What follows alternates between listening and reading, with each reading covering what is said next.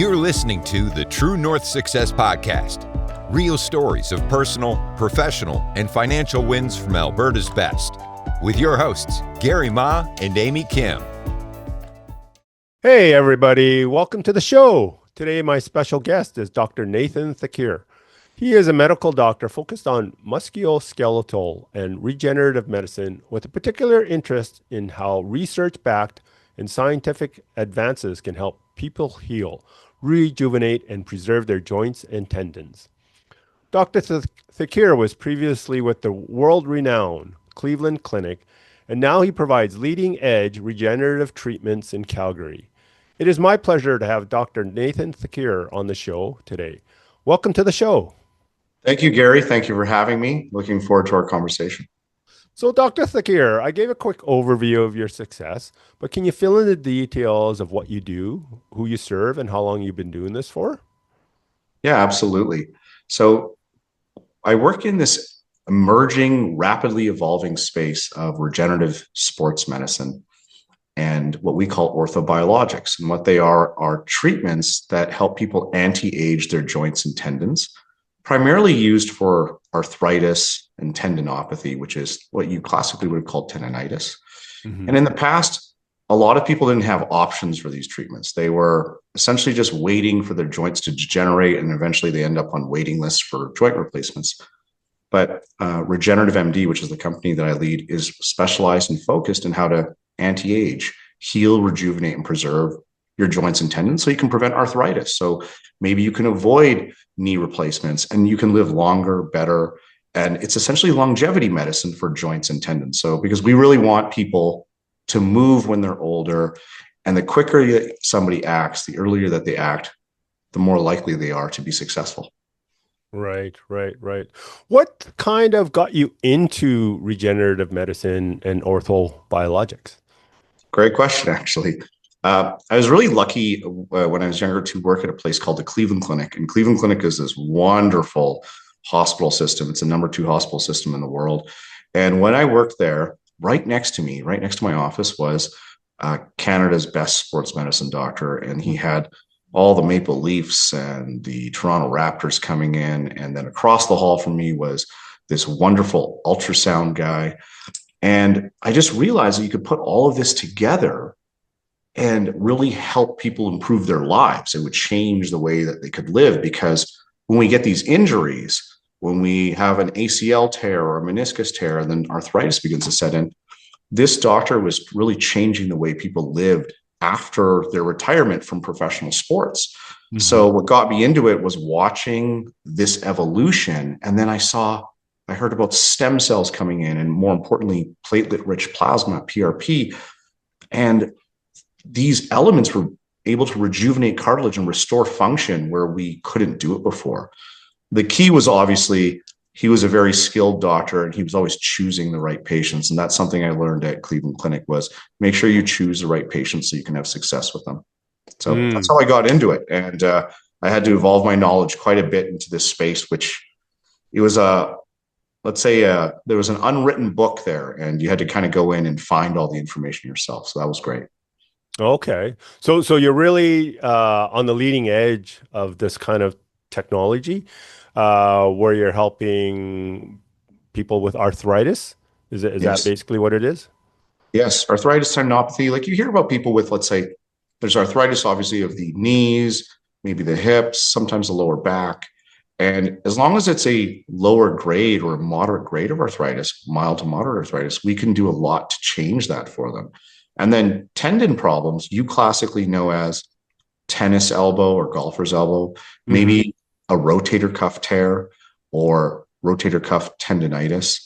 Those are the problems that we're trying to work on. And classically, physiotherapists work on them. Or maybe classically, you receive cortisone for these things. But now you can actually receive anti-aging treatments that essentially get them back to a more normal function. You're anti-aging them, you're rejuvenating them. That's probably the best word for it. Okay. So with that rejuvenation, is it typically through surgery or other means? No, that's the wonderful part of this. It's a minimally invasive.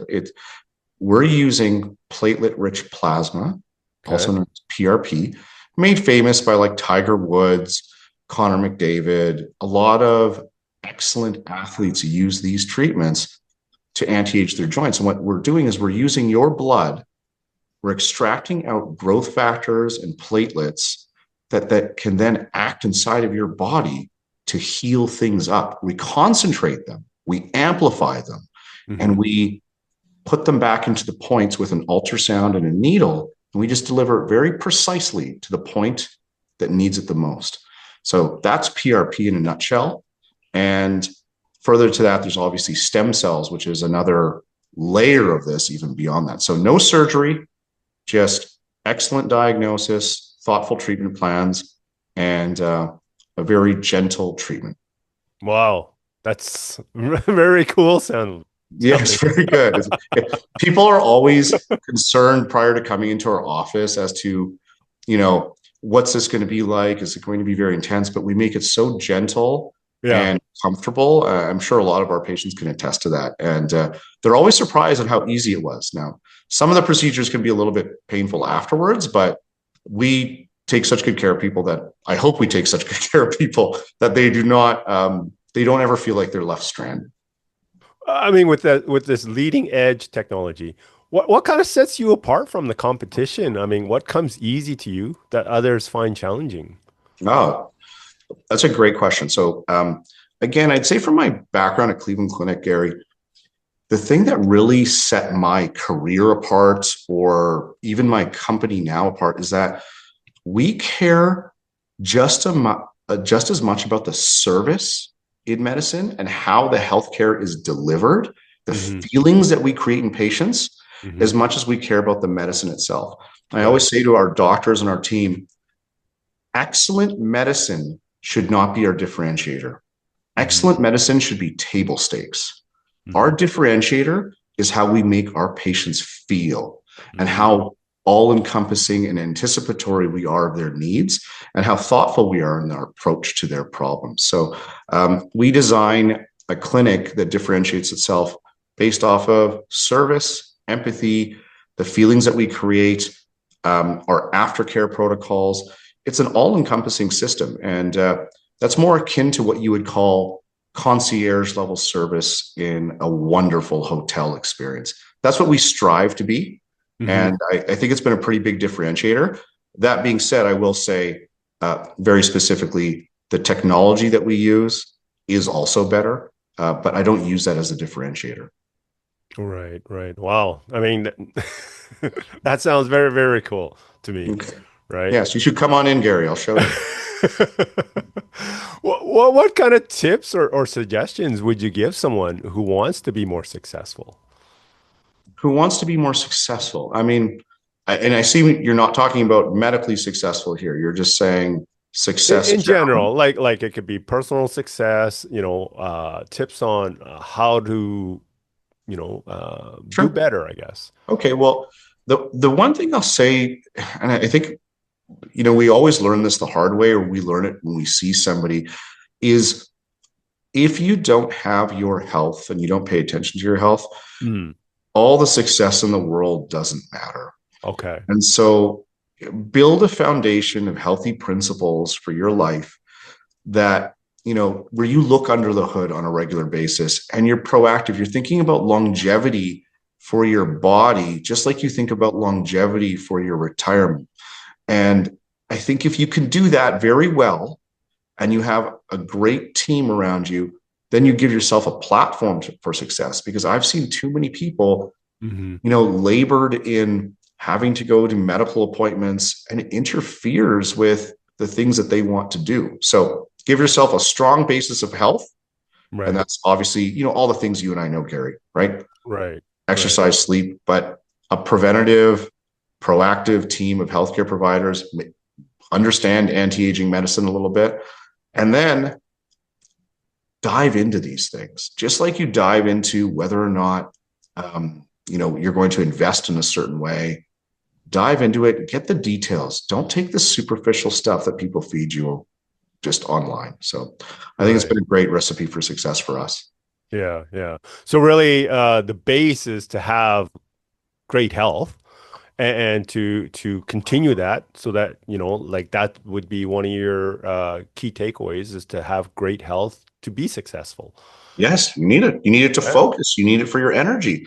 Otherwise, how can you put a labor of love into your business if you can't, if you have to focus on only your health and the detractors of that, then you can't focus on the things that are going to build your family, your wealth, and put energy towards things that you want to do to make yourself happy. Right, right, right. What's one of the biggest challenges that you've had to overcome in your career, and how were you able to turn that into a positive? Hmm. Yeah, it's an interesting question, and I hadn't given much thought to this until you just mentioned it. One of the hardest challenges for me was I grew up in Saskatchewan. I grew up in Regina, and Hmm.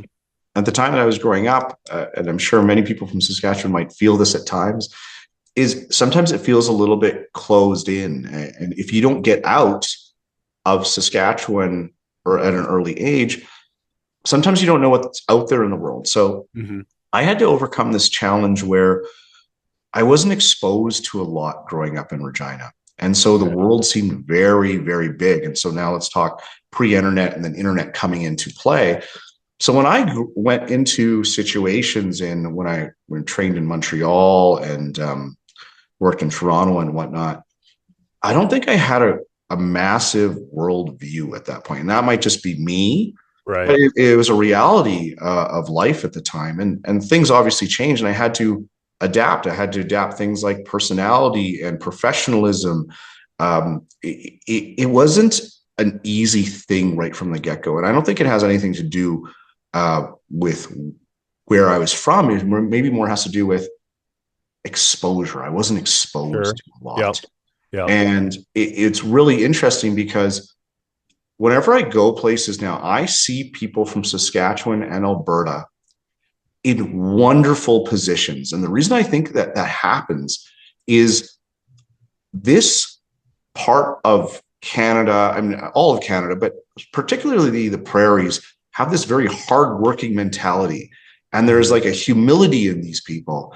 And so, I remember going to McGill, and the head of general surgery was from Saskatchewan. And I said, wow, like people they just grind things and they show up in big places from these small parts of the world. And so it's been wonderful that way.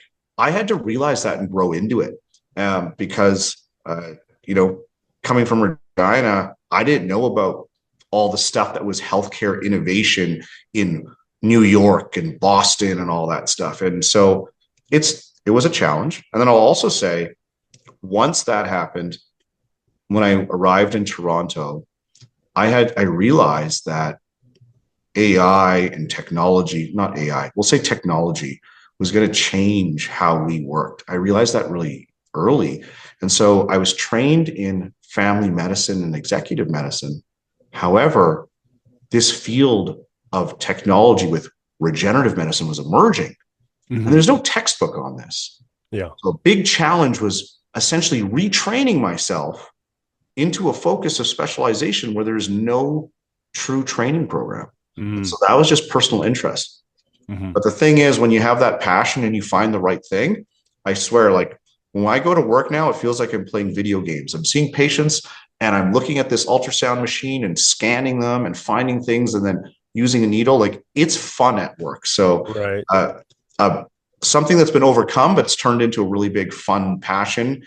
And now it doesn't feel like work at all. So, I hope that's a good answer to your question in two parts. Well, it sounds like you've had to really grow in I've many had certain ways, and through that growth, you've come to really get comfortable. And from that growth, it's allowed you to be where you are. I would say so. Yeah. Right Yeah. on. It's been growth. And I know everyone has that journey, on their own level, but, for Hmm. me, it was those particularities. So I'm very grateful for my roots in Saskatchewan and Alberta, actually. So now it's, time to serve the community. Right on. So it sounds like things are going really, really well for you and your business. healthcare professionals and doctors make a very good income while they're actively working.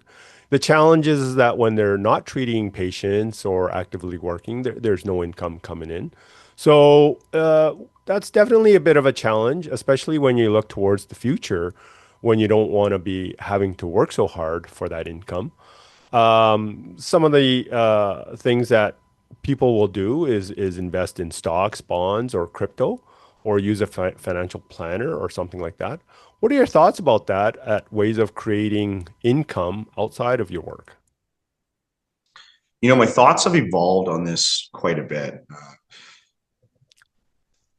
We in medicine don't really get a lot of exposure to this world of, let's say, finance. It's almost an afterthought. It's almost a faux Hmm. pas to ask Hmm. those questions and think about it.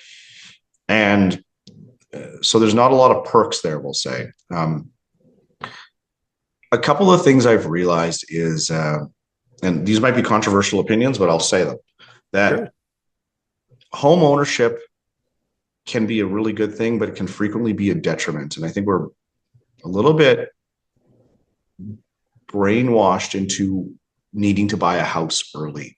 And now I Hmm. tell younger doctors who are coming up, I tell them the same thing every time. I say, develop approximately two sources of passive income or Hmm. two investments that are working before you dive into buying your own principal residence. Mm. And that would be something like have one or two rental properties going, have your dividend paying stocks going that are compounding, have a budget set aside for those things so that they're running before you take a large chunk of your money and Yeah. your assets and then purchase a home for which then you were sort of indentured for a long time. And I know that that's not the conventional belief, but I strongly believe as a homeowner that it is the smart move. And I was lucky enough to have a couple good wins early on. I read The Intelligent Investor very early, which Okay. is Benjamin Graham's book, which Warren Buffett says is the best book he's ever read. And then after reading that, and it gave me so much insight, I, thought I was different and negated that advice. And I'll tell you, negating that advice is unwise. And the advice of conservatism, of regularity, of um, constant contributions from a very young age, that develops passive income, passive wealth for your long term. Right. And I've been lucky enough to counteract some of the foolishness that I've had. Hmm. And I think we all, when we're young, we always think we're going to take a shot and it's always going to work. It Right. frequently doesn't. But that being said, like, be pragmatic.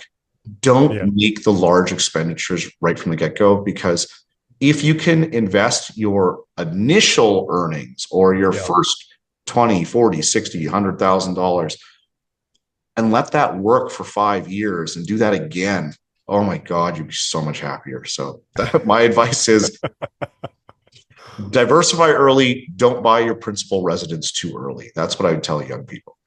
Right. Right. Buy Well, I mean rental residence. I mean everybody's got different views, and I mean it's actually quite refreshing to hear a different view Mhm. like yours. As we're wrapping up our interview, what kind of exciting plans do you have in the works in the next 6 to 12 months? Like personally or Well, I mean, it could be personal, it could be professionally. okay, I'll tell you two big things. The first thing professionally is we are bringing stem cells back to Alberta. Mm. Stem cells for joints, tendon issues. Regenerative MD, our office, will be bringing them back in two forms. We're going to have a stem cell program that is done locally. Hmm. And I know a lot of people will say, well, you can't do that because of Health Canada, but that's not true. We have a project that we've been working on for a long time in order to bring stem cells back, Hmm. which are wonderful treatments. And then also we've been my office, Regenerative MD, has been selected for an international research trial for the world's best stem cells, most purest stem cells. And that is a research trial being done out of Stockholm, Sweden, from the Nobel Prize Research Institute. It's called Karolinska. And they're doing stem cell trials for IV stem cells and joints. And we administer those in the Bahamas in one of the most wonderful facilities I've ever seen. So stem cells are coming back to Alberta. We'll either be able to do them at home or abroad, and we're here to guide people on that. So that's one big thing. And on a personal level, I think you said 6 months. On a personal level, I'm very, very grateful that I have these wonderful Italian friends that have invited me on a ski trip in northern Italy right after the Olympics. Wow. So at the start of March, I'll be headed that way. So that's a dream come true. So I'm gonna have to put something in my knees before I go, though, just to make sure I preserve my own knees, because it's 5 days of skiing. So. Dr. Thakur, that wraps it up. And thank you so much for your time today and sharing your insights and tips with us. It was a real pleasure to have you on the show. Dr. Thakur, if people want to connect with you, what should they do? The easiest thing is to go to our website, www.regenerativemd.ca, and just fill out the form that's on that website for a consultation. Our dual consultation is here to guide people. It's not here to administer treatments where they're not necessary. It's here to guide people to really good decisions for themselves. Right on. You're also on LinkedIn? I am on LinkedIn. Yes, I am on LinkedIn. Yeah. Okay. Excellent. I don't know the handle, though, but you can look me up, I'm sure. Thank you so much. Thank you, Gary. Okay. Bye-bye now. Want to share your success story? Apply to be a guest at truenorthsuccessshow.com/guest. We'd love to hear from you.